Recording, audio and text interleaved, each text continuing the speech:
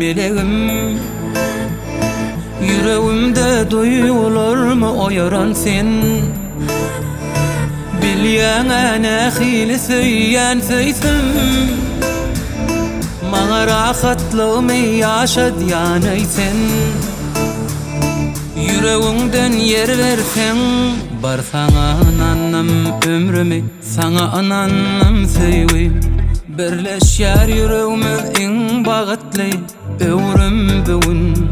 Sen qarap tapdın gönlümü, mehrin gözünden duydum. Beni yaşatacak şol pek sevini bir sende gördüm.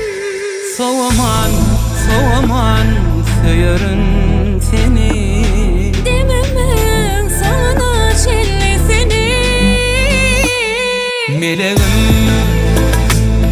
yüreğimde duygularım oyaran sen. Bilyen ana hili söyyen söysim, Mağa rahatlığımı yaşa diyan eysen. Yüreğinden yer versen, Canım sen, yüreğimde duygularımı oyaran sen. Bilyen ana hili söyyen söysim,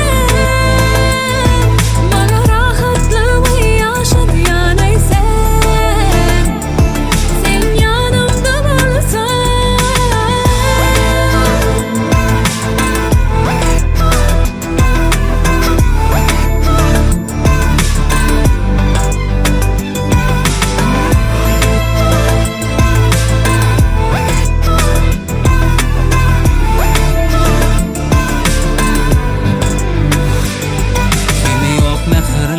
gözlerim hiç kuturma sözlüm. Ya da vaslam gelli mehr cemalın bağıtın. Seni tanap söymeyi söydim, beni halas etti sevgin. Sen balta barayan bu yollarıma gün olup doğdun. Soğaman, soğaman söylerin seni. Dememen sana çelli seni. Meleğim, yüreğimde duygularım oyaran sen. Bilyen ana hili söyyen söysim, Mağa rahatlığımı yaşa diyan eysen. Yüreğinden yer versen, Canım sen, yüreğimde duygularımı oyaran sen. Bilyen ana hili söyyen söysim, Mağa rahatlığımı yaşa diyan eysen.